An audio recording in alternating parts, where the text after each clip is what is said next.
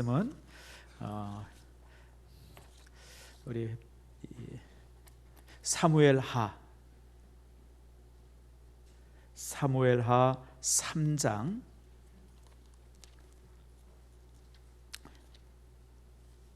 1절 한 절 말씀입니다. 찾으셨죠? 자, 우리 다 같이 한 절 읽습니다. 사울의 집과 다윗의 집 사이에 전쟁이 오래매 다윗은 점점 강하여 가고 사울의 집은 점점 약하여 가니라. 아멘. 기도합시다.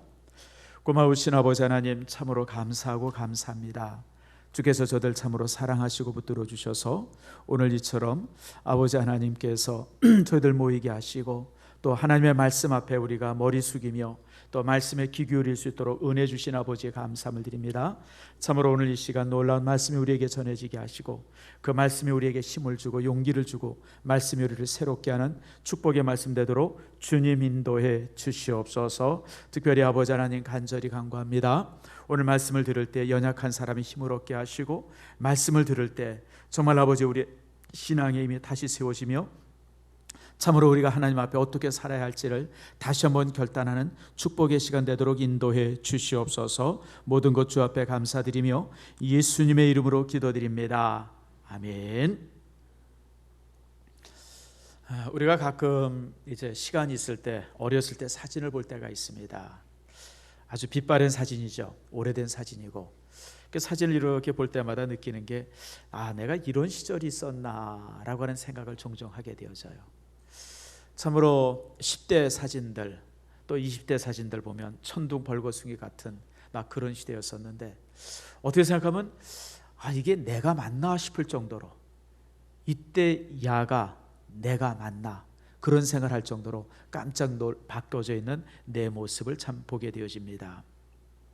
세월이라고 하는 것은요 단순히 몸만 커가게 하고 몸만 늙게 하는 것이 아니죠. 몸도 그리고 이제 함께 삶도 같이 커가게 하는 것이 세월입니다. 어디로 커갈지 어떻게 커갈지 전혀 모르는 것이 어렸을 때의 모습이죠.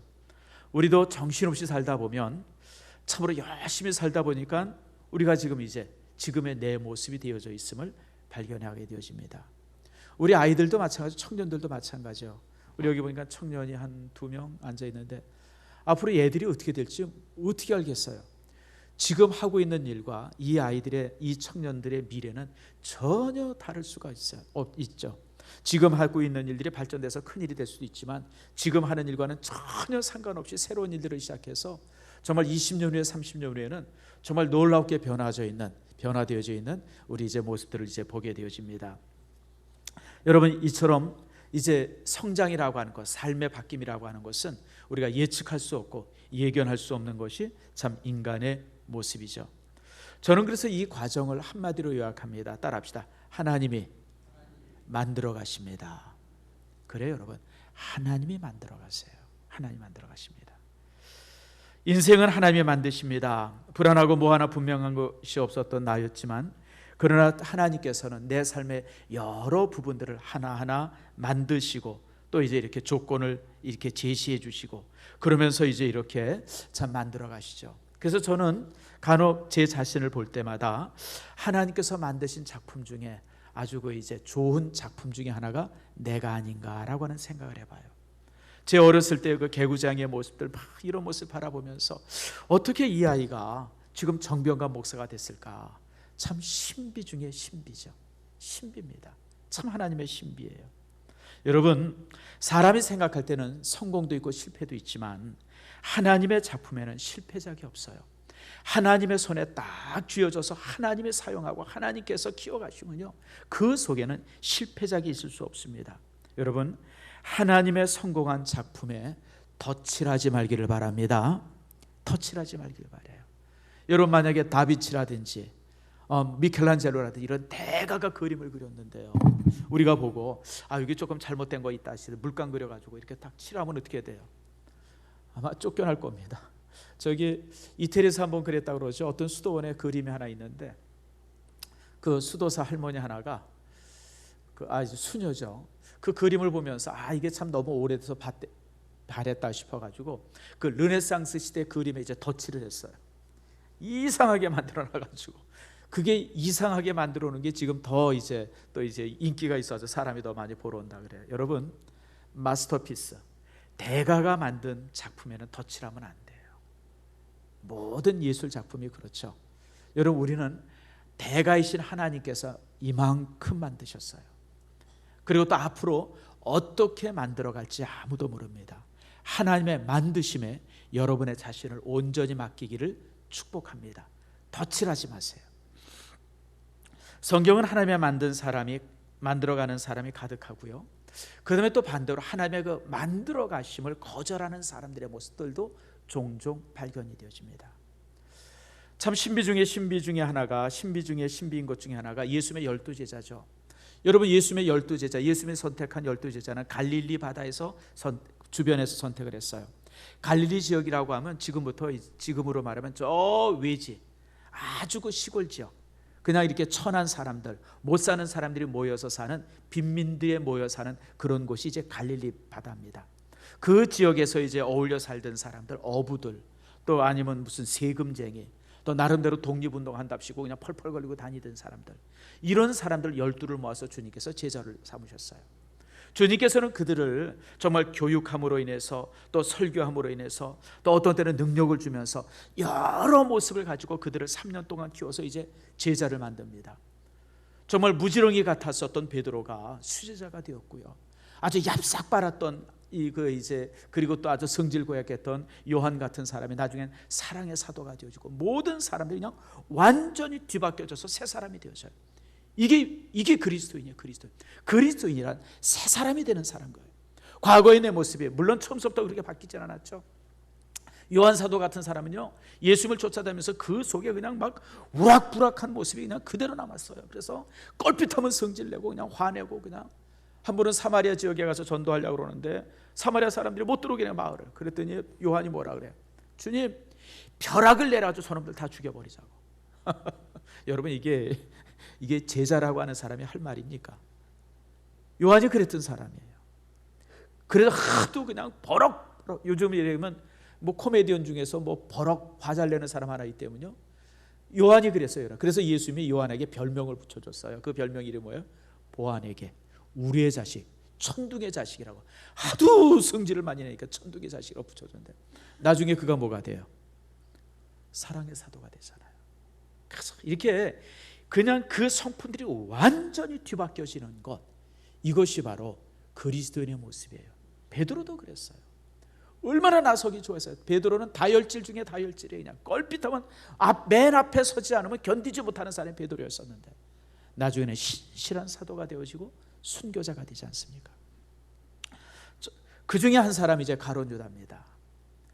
가룟 유다는 뭐 자세한 내용들은 나오진 않지만 이제 굉장히 똑똑한 사람이었었어요. 왜냐면 그 12 예수님과 함께 하고는 한 동아리에 있어서 이 재정을 맡았습니다. 원래는 재정을 누가 맡아야 되냐면 세리 마태가 맡아야 돼요. 왜냐하면 세리 마태는 매일 돈만 만지던 사람 아니에요. 그러니까 당연히 마태가 재정을 맡기에 딱 맞는 사람이었는데 이상하게 마태가 맡질 않고 이제 유다가 맡았어요. 그런 걸 보면 굉장히 유다는 셈에 밝았고 빠르고 또 나름대로 뭔가 이 장점이 많았던 사람이에요. 여러분, 사실 어떤 공동체 중에서요, 회계는 아무나 맡기는 거 아니에요. 신뢰할 수 없으면 회계 못 맡기지 않습니까? 유다가 그런 사람이에요. 처음에는 굉장히 아주 신뢰할 만했고 아주 똑똑했고 정말 그 12제자들 중에서는 내가 볼 때 가장 아주 이 영민했던 사람이었던 것 같아요.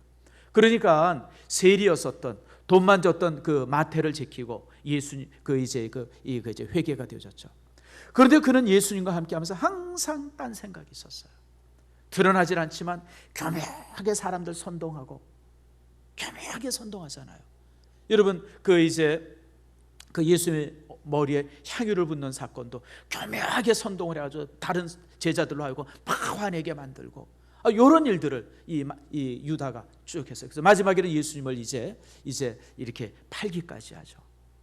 저는 유다를 이렇게 보면서 참 안타까운 생각이 많이 들어요. 저가 하나님의 키워주심에 자신을 그대로 맡겼으면요, 저는 예수님의 제자 12제자 중에서도 수제자는 몰라도 그 비슷한 급의 제자가 됐을 거예요. 그만큼 똑똑한 사람이었기 때문에. 이 가슴 속에 타는 어떤 열정도 있었어요. 왜냐하면 마태는 이 유다는 여러분 그 이제 열심당 사람이에요. 당시 말하면 그 당시 독립운동하던, 다시 말하면 12제자 중에서 제일 정신이 똑바로 하나 박힌 사람 중에 하나가 바로 이 유다였었어요. 그런데 저가 하나님의 키움에 자신을 맡기지 않죠.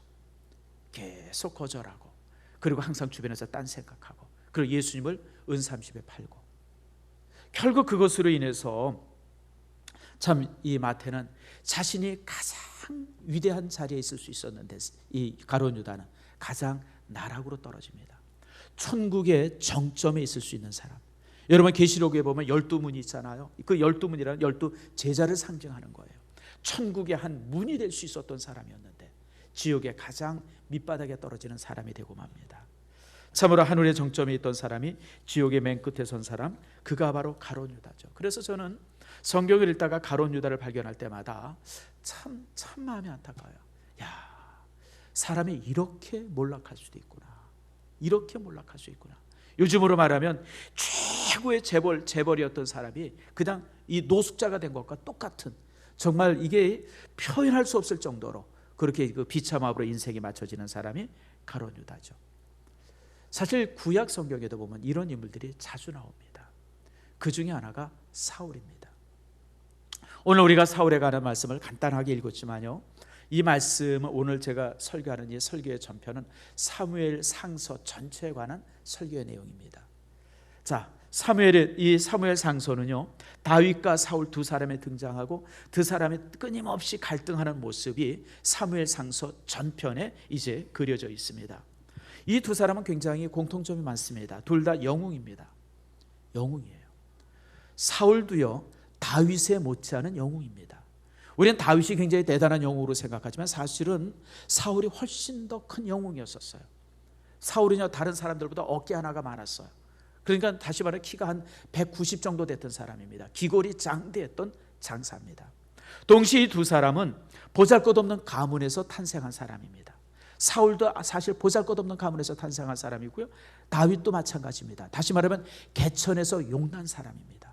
시작은 굉장히 화려하게 놀라웠게 기적 같은 모습으로 시작이 되었던 사람인데 끝이 달랐어요. 오늘 본문의 말씀이 끝이 다르죠. 사울은 점점 약해져 가고 다윗의 가문은 점점 강해져가는 끝이 다른 결과를 가져오게 되어졌습니다. 오늘 이 시간 이 두 사람들을 살펴보면서 스스로 우리 자신들이 내가 어디쯤 와 있나 살필 수 있는 그런 기회가 되기를 바랍니다. 여러분, 사울은요, 선지자 사무엘을 통해서 왕으로 선택을 받았고요, 그리고 또 이제 기름을 부은 사람입니다. 모든 면에 있어서 아주 대단한 사람입니다. 사무엘 상서 14장 47절 말씀에 보면요, 블레셋과의 여러 싸움에서 전승을 합니다. 그리고 그 14장 52절 말씀에 보면 이스라엘에 힘쓰는 사람들은 다 사울 주변에 모입니다. 다시 말하면 사울은 왕이 됐고 자기 주변에 이스라엘에서 힘께나 쓰는 사람, 무술께나 하는 사람, 뭔가 전쟁에 능력 있는 사람들, 머리 좋은 사람, 재주 있는 사람들은 다 긁어 모아서 자신의 친위 군대로 만듭니다. 그게 바로 이제 사울입니다. 반면에 다윗 또한 사울과 같이 지도자로 선택을 받고 기름 부음을 받습니다. 특별히 다윗은 골리앗과의 싸움, 다윗과 골리앗과의 싸움은 전설이죠. 전설 같은 이야기죠. 어떻게 이런 싸움이 가능할까 싶을 정도로 참 놀라운 싸움을 하죠. 영웅이 이런 모습으로 등장이 됩니다. 그래도 사무엘상서 16장부터는 다윗이 어떻게 승승장구했는가를 보여주는 그런 모습이죠. 그런데 이 두 사람의 시작은 똑같았어요. 너무 화려하게 등장을 합니다. 역사의 장 앞에 이 두 사람만큼 화려하게 등장했던 사람이 없어요. 사울이 그랬고요, 다윗이 그랬습니다. 여러분, 사울이 등장할 때 얼마나 멋있습니까? 그냥 선지자 그룹에 가서 예언자도 되기도 하고, 또 이제 하나님의 능력에 의해 가지고 또 이렇게 이제 잃어버린 이제 가축도 찾아오고, 또 아버지 말씀에 순종하고, 사람들 앞에 숨어 있었지만 이 사무엘의 눈에 탁 뜨여지게 되어지고, 그리고 이제 이 왕을 하라 그랬더니 겸손하게 안 하겠다고 거절하는 장면들, 이런 장면들은요, 진짜 영웅의 등장에 있어서 전혀 부족하지 않았던 사울의 모습이죠. 다윗도 마찬가지죠. 다윗도 정말 말지 아들로서 기름 부음 받고, 그리고 골리앗과의 싸움에서 정말 영웅과 같은 두 사람 다 등장할 때는 정말 화려하게 등장이 되어져요. 그런데 그 이후에 두 사람의 길이 달랐어요. 사울의 길이 달랐고 다윗의 길이 달랐습니다. 사울은 하나님의 선택 이후에 왕이 되어서 왕의 길을 걷습니다. 그러나 다윗은 이런 선택 이후에, 이런 화려한 등장 이후에 10년 이상 굉장히 질고의 삶을 겪게 되어집니다. 한 사람은 화려한 길을 걷고 한 사람은 질고의 길을 갑니다. 성도 여러분, 우리가 구원받고 나서 내가 어떤 길을 가게 되느냐에 너무 이렇게 고민하지 말길 바랍니다. 어떤 사람들은 예수 믿고 나서 정말 이렇게 구원받고 나서 굉장히 어렵고 힘든 삶이 계속 되어질 때 굉장히 고민해요. 예수 믿으면 복 받는다고 그러는데 왜 이런 일이 내게 있을까? 여러분, 그런 것에 이렇게 고민하지 말길 바랍니다. 과정은 얼마든지 다양할 수 있습니다. 예수 믿고 나서 사울처럼 살 수도 있고요, 예수 믿고 나서 다윗처럼 살 수도 있어요. 그러나 그것이 끝이 아니에요. 그것은 과정이에요. 하나님께서 이루고자 하는 끝이 있다고 하는 사실을 기억하시길 바랍니다. 다윗은 질고 속에서도 하나님과 매우 밀접하게 살았지만 사실은 사울은 그렇지 못했어요. 영적인 쇠퇴기를 걷는 것이 사울입니다. 여러분, 사울은 참 사울을 바라볼 때 참 안타까워요. 사울은 왕이 되고 또 이제 영광이 저에게 임하게 되어졌을 때 하나님을 잊고 살기 시작합니다. 아니, 잊고 산 게 아니라 자신의 모든 결정이 하나님의 결정인 것처럼 오해하고 삽니다. 자, 여러분, 이게 믿음 생활 잘하고 믿음 안에서 영광을 가졌던 사람들이 가진 가장 심각한 오류입니다. 저는 이런 오류를 저 나름대로 이제 이렇게 이름을 붙였어요. 그게 뭐냐면 사울 신두름입니다. 사울 증후군. 다시 말하면 하나님의 은혜 안에서 영광을 갖고 힘을 갖고 뭔가 좀 정확한 이 성취를 이룬 사람이 되어지면 자신의 생각과 하나님의 생각이 항상 같다는 생각을 가져요. 내가 뭘 결정해도 하나님께서 그대로 수납할 거라고 하는 이런 오해를 갖습니다. 다윗도 한때 그런 경험들이 있었어요. 사울이 그랬던 사람입니다. 그러니까 자신이 이렇게 생각하고 결정하는 많은 것들이 하나님께서 다 하실 것이라 생각합니다. 여러분, 참 그런 일들이 많죠. 우리 주변에도 보면 오랫동안 믿음 생활하면서 하나님 안에서 큰 일을 이루었던 사람들이 심각한 잘못을 저지른 경우들을 종종 발견하게 되어져요. 어떤 때는 그런 사람들이 너무 유명하기 때문에 신문에도 막 실려요. 그런 사람들이 이렇게 신문에 실리는 걸 볼 때마다 참 생각이 많아요. 아니, 어떻게 이렇게 훌륭한 분이 이런 말 같지도 않은 이런 일에 연루가 될 수 있을까? 이유는 딱 하나예요. 사울 신두름입니다. 하나님의 일을 오래 하던 사람들이, 정말 목사직을, 장로직을, 또 안수집사나 권사직을 수십 년 하던 사람들이 한 오래 하다 보면 자신의 생각과 하나님의 생각이 항상 혼돈이 되어져요. 내가 생각한 것이 하나님의 생각이라고 하는 이런 혼돈 속에 쌓이는 거예요. 사울이 그랬어요.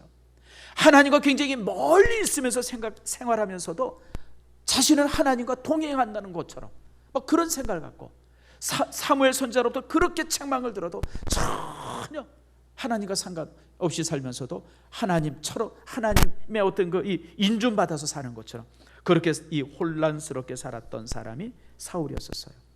결국은 사무엘상서 18장 12절에 보니까 이렇게 말합니다. 따라합시다. 여호와께서 사울을 떠나. 심각한 위기가 왔음에도 불구하고 사울은 그 자리에서 전혀 바뀜이 없어요. 하나님이 자신을 떠나서 악신이 와서 자신을 괴롭히고, 하나님이 자신을 와서 이제 자신을 떠남으로 인해서 수없이 많은 일이 생겼음에도 불구하고 전혀 그 상황 앞에 사울이 변함이 없어요. 왜냐하면 자기가 하나님이 된 거예요. 그 누구도 두렵지 않고 그 누구도 무섭지 않은, 참 이런 모습이 뒤어진 겁니다. 성도 여러분, 우리가 오랫동안 믿음 생활할 때 갖는 가장 큰 두려움 중에 하나가 바로 사울 신두름입니다. 오랫동안 신앙생활하고 오랫동안 직분자 생활하다 보면 종종 이러한 일들에 빠지기 마련이에요. 하나님과 상관없이 살아가는 하나님의 사람, 그게 바로 사울이었고, 결국 그런 모습 속에서 이제 하나님께서 사울을 떠나게 됩니다. 반면에 다윗은 다르게 살았죠. 굉장히 힘들고 어려운 삶을 살았지만 저는 항상 하나님과 함께 했습니다. 저가 찬양할 때에 여러분, 그 찬양 소리 앞에 모든 악신이 물러가지 않습니까? 이처럼 이 놀라운 그 영적 능력을 소유하는 사람이 되어지죠. 찬송은 누가 하느냐에 따라서 가치가 달라져요. 가수가 부르면 노래가 될 수 있고요, 깊은 영적인 사람이 부르면요, 그것은 강력한 힘이 될 수 있습니다. 여러분, 사울 주변에 노래하는 자가 없었겠어요? 사울 주변에 뭐 이렇게 악단이 없었겠습니까? 근데 다윗이 찬송을 할 때만 악신이 물러갔어요. 무슨 말인지 아시죠? 여러분, 찬송은 힘이 있지만, 그러나 그 찬송의 힘은 영적인 힘을 가진 사람이 가질 때 찬송이 힘이 있는 겁니다. 여러분들이 이런 힘들을 가져야죠. 다윗은 그런 사람이에요. 뿐만 아니라 다윗은 모든 일에 칭찬을 받을 만했어요. 사무엘상서 18장 14절에 보면 이렇게 말합니다. 다윗이 그의 모든 일을 지혜롭게 행하니라, 여호와께서 그와 함께 계시니라. 다윗은 상황 앞에서 굉장히 지혜롭게 결정을 내렸어요. 군대 장관이 되잖아요. 천부장이 되잖아요.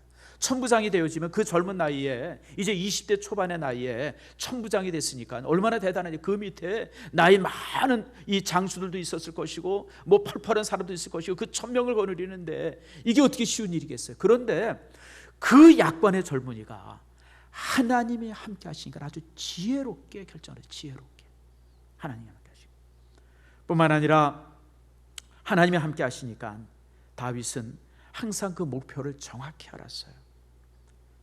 그리고 다른 사람들에게 항상 좋은 영향을 미쳤습니다. 아둘람에 모여 있었던 400인의 군사들, 여러분 다 불황자들 아닙니까? 다 저기 이제 일종의 이제 쫓겨난 사람들이에요. 원통한 사람들이에요. 도망자들이에요. 그런 이 범죄자들을 다윗이 데리고 다윗과 함께 있으면서 그들이 영웅이 되지 않습니까? 나는 참 아둘람의 400인들의 그 기사를 읽을 때마다 참 하나님 앞에 항상 감사하는 것이 그거예요. 참 다윗 주변에 참 보잘것없는 사람들이 모였는데 그들이 이후에 영웅이 되잖아요. 여러분, 누구와 함께 하느냐가 그렇게 중요해요. 만약에 이 사람들이 다른 사람과 함께 있으면 범죄자가 되어서 길거리에서 죽었을 사람들이에요. 근데 다윗과 함께 하니까 한 나라를 세우는 영웅들이 되어집니다. 여러분, 참으로 다윗은 그렇게 살았어요. 참 두 사람이 어떻게 이렇게 극명하게 달랐을까? 저는 여러분들에게 오늘 이제 이 부분을 특별히 이제 말씀을 드리려고 합니다. 다름의 이유가 있어요. 왜 이렇게 달라졌는가? 시작은 똑같았어요. 과정도 비슷했어요. 그런데 중간쯤 가다가 삐끗하게 두 사람이 이 사이가 이 다른 길을 걷기 시작했는데 너무 극명하게 다른 길이 되어진 겁니다. 어떻게 이렇게 다름이 되었을까? 제일 첫 번째는 동기예요. 동기. 여러분, 사람들은 무슨 일을 하든지 간에 그것을 하고자 하는 동기가 있습니다. 직장을 다니든지 아니면 무슨 뭐 공부를 한다든지 뭔가 자격증을 딴다든지 무엇을 하든지 간에 동기가 있어요. 여러분, 동기라고 하는 것은 굉장히 중요합니다. 공자가 그런 얘기를 했어요. 소인은 자신을 위해서 일하고 군자는 하늘을 위해서 일한다. 제가 공자의 어록 중에 제일 좋아하는 말입니다. 소인은 자기를 위해서 일해요. 자기를 위해서 일한다고 하는 것이 뭐예요? 다시 말하면 이익을 위해서 일한다는 거예요. 이익이 되면 일하고 이익이 안 되면 일하지 않는 거예요. 아무리 그럴싸한 일일지라도 이익되지 않으면 그 일을 거절해요. 그게 소인의 모습이에요. 그러나 군자는 하늘을 위해서 일한다. 천리를 위해서 일한다. 저는 성도들도 동일해요. 여러분, 구원받지 않고 믿음 생활하지 않는 사람들은 이익을 위해서 일할 수밖에 없어요. 회사 들어가는 것도 돈 때문에 들어가는 것이고, 무슨 사업해도 돈 때문에 하는 것이고, 돈 되는 일이라고 하면 무슨 일이다 하고, 이익되는 일이라고 하면 정말 어떤 일이라도 감수하는 것, 세상 사람들의 모습. 그러나 믿음의 사람은 달라야 돼요. 믿음의 사람은 하나님을 위해서 일해야 돼요. 하나님을 위해서. 직장에 가도, 사업을 해도, 공부를 해도, 자격증을 따도, 뭔 일을 해도 그 끝에는 항상 하나님이 있어야 돼요.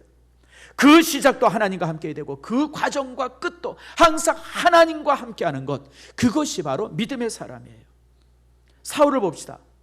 사울은 왕이 되어서부터는 오직 자신의 왕권을 위해서만 산 사람입니다. 자신의 왕권, 왕의 지위, 자신의 영광, 오직 유일한 관심이 그것이었었어요. 왕위를 지킬 수 있다고 그러면 그는 어떤 일에도 감수했어요. 여러분, 골리앗과의 전쟁 속에 있어서 골리앗이 40일 동안 혼자 나와가지고 그냥 막 소리 지르면서 다녔지만 사울은 어떻게 했어요? 숨어서 꼼짝없이 그냥 사실 사울이 맨 앞에 나가서 골리앗과 싸워야 되는 사람이에요. 고대 시대 때 왕은요, 전쟁이 나면 맨 앞에 나가서 싸우는 사람이 고대 시대 때 왕이었어요. 근데 사울은 자기 목숨이 아까운 거예요. 자기 목숨이 아까우니까 40일 동안 어두운 데 숨어가지고 그냥 떨기만 하고 있었어요. 사울의 목표는 오직 뭐예요? 왕의 자리였기 때문에 그렇습니다. 반면에 여러분, 다윗은 달랐죠. 다윗의 관심은 오직 하나님이었습니다. 자신의 영광에는 관심이 없었어요. 오직 온 세상이 하나님이 알기를 원했고 자신은 단순히 하나님의 도구임을 알았습니다. 그래서 하나님을 마땅히 계셔야 할 자리에 모시고자 했던 것이 다윗의 모든 일의 동기였었어요. 사무엘상서 17장 47절에 다윗이 골리앗과 싸울 때에 사자후처럼 외쳤던 말이 뭡니까? 전쟁은 여호와께 속한 것인즉 그가 너희를 우리 손에 넘기시리라. 여러분, 지금 싸움은 골리앗과 다윗의 싸움이 아니라 하나님이 정하신 싸움 속에 골리앗이 서 있고 다윗이 서 있는 것뿐이에요. 잘 기억하세요, 여러분들.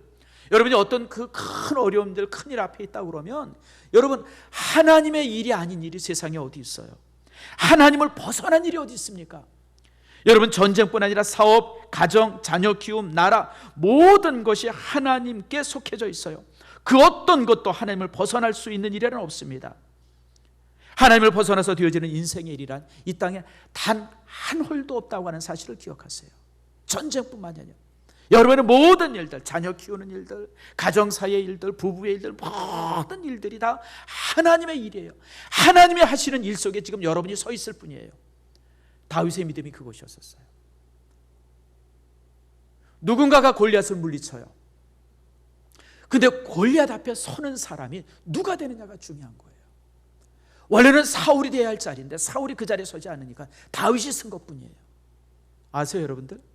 원래 하나님의 계획은 골리앗을 물리칠 사람을 하나 정해두셨어요. 골리앗을 당연히 누군가, 왜냐하면 전쟁은 누구에게 속했어요? 하나님께 속했기 때문에. 그런데 사울이 그 길을, 그 자리를 거절하고 40일 동안 숨어 살 때 다윗이 그 자리에 선 거예요. 전쟁은 누구에게 속했어요? 하나님께 속하였느니라.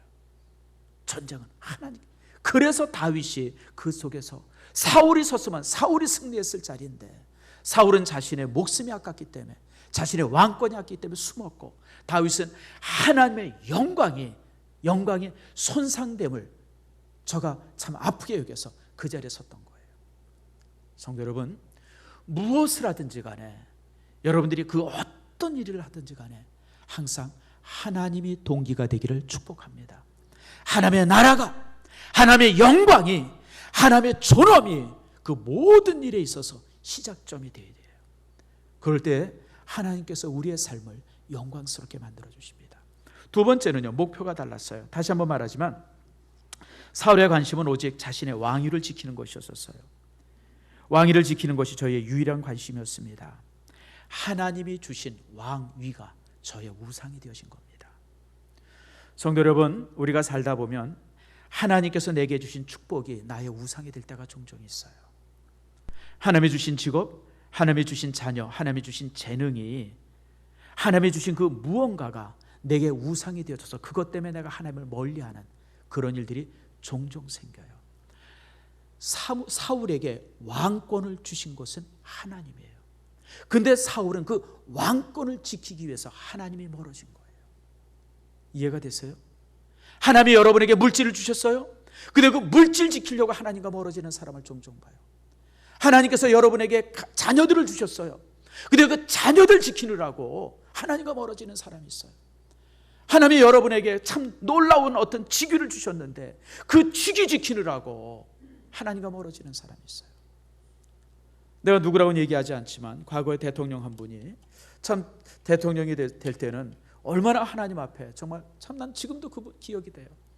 뭐라고 얘기하냐면 공의가 하수처럼 흐르는 나라가 되게 하겠다고. 얼마나 멋있어요. 나는 그분이 대통령 되면 나라를 정말 잘하시리라고 생각을 했는데 그분이 대통령이 되고 나서는 영 교회에 좋지 않은 결정들을 그렇게 많이. 여러분, 사실은 그분이 대통령 되기 전까지만 해도요, 군목의 90%가 목사였었어요. 근데 그분이 대통령으로 나서 불교랑 좋은 관계 가져야 된다. 그래서 그 종교인의 숫자에 맞게 군목 숫자를 해야 된다. 그래서 이제 군목 중에 40%가 목사고요. 40%가 중이에요. 그리고 나머지 10%가 천주교 신부고요. 이게 그분이 결정한 거예요. 그러니 얼마나 교회에 악되게 만들었어요. 그래도 지금은요, 그리고 또 군목 숫자를 많이 줄여놔가지고 지금 대대 정도에는 군목이 없어요. 연대나 가야 군목 한 명 있고, 사단에 가야 한 명 있고. 여러분, 요즘에 관심사병 문제가 굉장히 심각하잖아요. 이 관심사병을 돌볼 수 있는 사람들이 누구예요? 그게 목사들인데, 목사 숫자들 그렇게 줄이니까 수없이 많은 자살 사건 나고 문제 생기잖아. 여러분, 군인들 한 사람 한 사람 데려다가 상담해주고 그들 치료해주는 사람이 누구예요? 군목밖에 더 있어요, 여러분들. 그런데 여러분, 그 숫자들을 줄여가지고 지금 군대에 저렇게 심각한 문제가 만들어지는 거예요. 이게 참 얼마나 안타까워요. 하나님이 주신 자리를 지키려다가, 그 자리 지키려다가 하나님과 멀어진 사람, 그게 사울이에요. 여러분, 여러분의 삶 속에 하나님이 주신 많은 축복들이 있어요. 그게 우상되지 않도록 여러분 애쓰세요. 자칫 잘못하면 우리가 사울의 길을 걷습니다. 다윗은 그렇지 않았죠. 오직 다윗의 관심은 하나님의 나라에 있었어요. 저는 얼마든지 왕권을 쟁탈할 수 있었습니다. 사울을 죽일 수 있는 기회가 수없이 많이 있었고요, 나름대로 나라를 세울 수 있는 기회가 수없이 있었어요. 그러나 다윗은 평생 그러지 않았어요. 여러분 아세요? 다윗은 죽을 때까지 사울의 신하로 살았습니다. 사울의 손자를 죽을 때까지 지켰고요.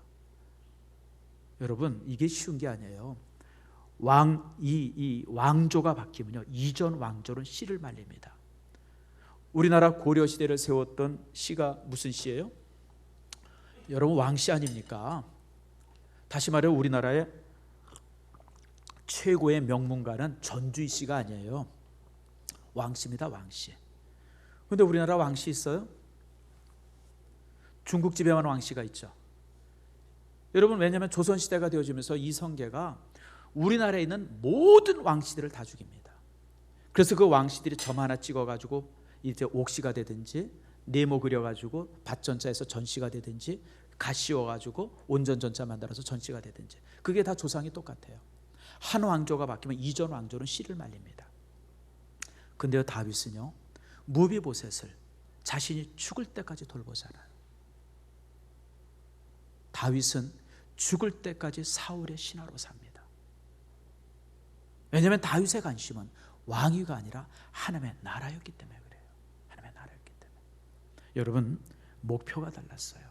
사울은 자신의 그 왕위를 지키려고 평생 살았고, 다윗은요, 하나님의 나라를 세우기 위해서 평생 산 사람이에요. 다르죠.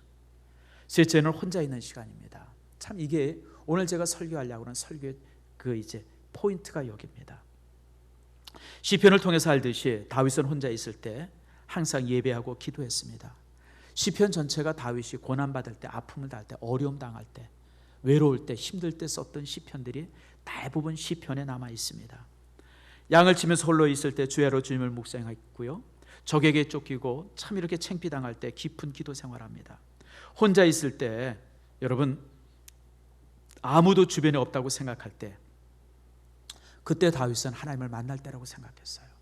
모든 사람들이 다 자기를 떠나 있을 때 다윗은 그때가 자신이 하나님을 만날 수 있는 때라고 다윗은 생각했어요.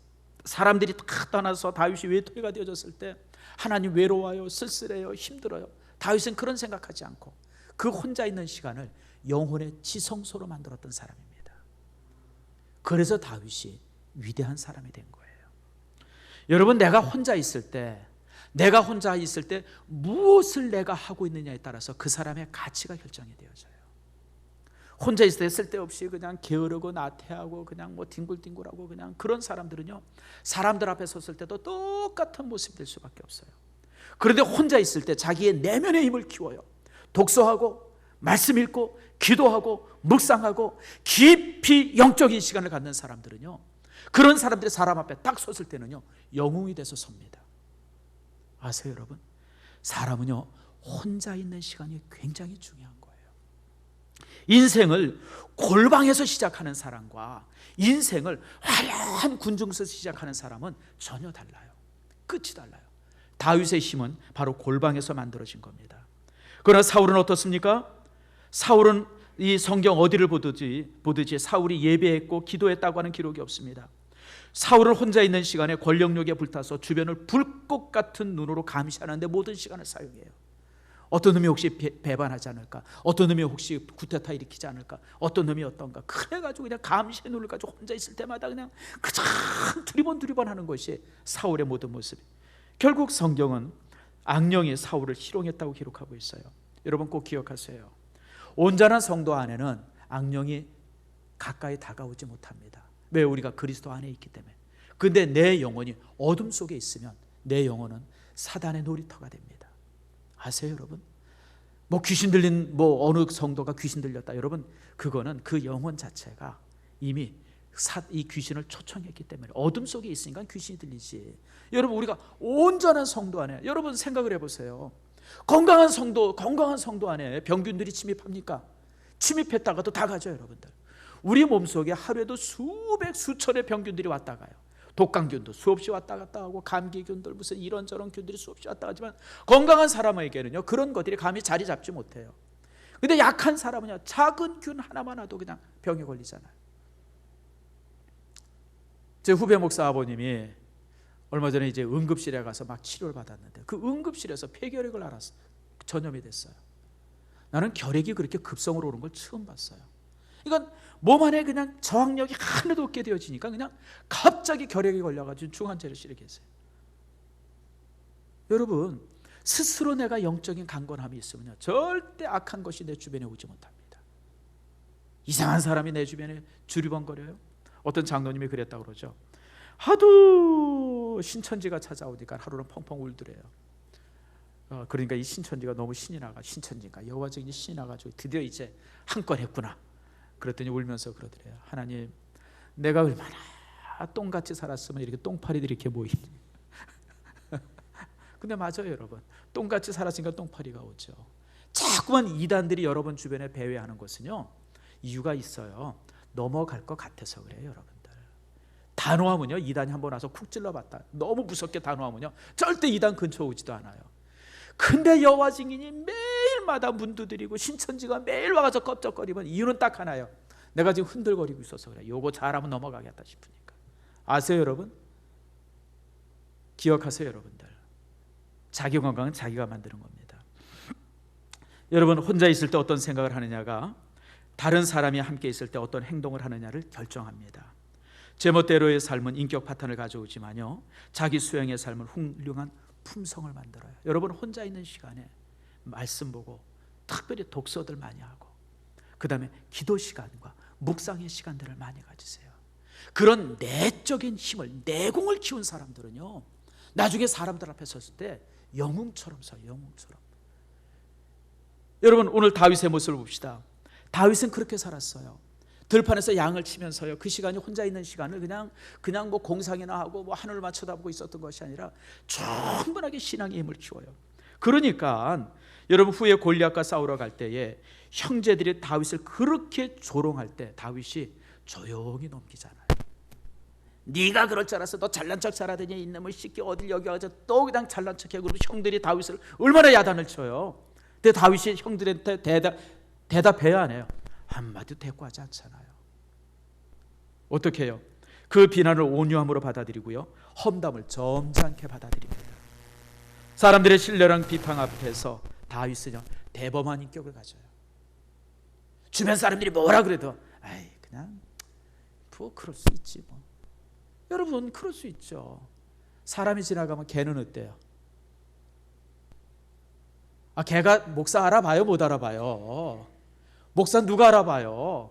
성도나 목사 알아보지 개가 무슨 목사를 알아봐요? 제가 얘기했잖아요. 제가 단독 살 때 이놈의 개새끼가 그냥 항상 지저에 날 보고 이게 목사도 못 알아보고. 여러분, 못 알아보게 돼 있어요. 여러분을 향해서 이렇게 저렇게 얘기하면 여러분 대꾸하지 마세요. 대꾸하지 마세요. 다윗이 그러잖아요. 다윗을 얼마나 많은 사람들이 험담합니까? 시편에 보세요. 그리고 골리앗과 지금 다윗이 목숨을 걸고 골리앗과 싸우러 나가는데 형들은 다윗을 저주하잖아요. 저런 싸가지 없는 놈 어디 그냥 이런데 그냥 콕 나서가지고 그냥. 근데 다윗이요 한마디도 대꾸 안 하잖아요. 그런 인격이 언제 만들어졌어요? 혼자 갖는 기도 시간에 만들어진 거예요. 영적으로 깊이가 있는 사람은요 흔들리지 않습니다. 아세요 여러분? 배도 그렇다 그래요. 배가 깊이 바닥에 이렇게 내려온 배는요 웬만한 폭풍 속에 잘 안 흔들린답니다. 근데 이 바닥이 이렇게 깊이 내려오지 않은 그 얍상한 배는요 폭풍 앞에 그냥 헐라당 넘어진다. 그래서 배가 얼마나 견고한 배냐라고 하는 것은 보이지 않는 부분이 얼마나 깊이 내려와 있느냐가 결정한다 그래요.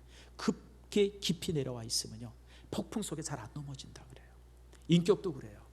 보이지 않는 곳에 깊이가 있는 사람은요 주변 사람들이 이런저런 얘기해도 별로 흔들리지 않습니다. 얼마 전에 TV에 하나 봤어요.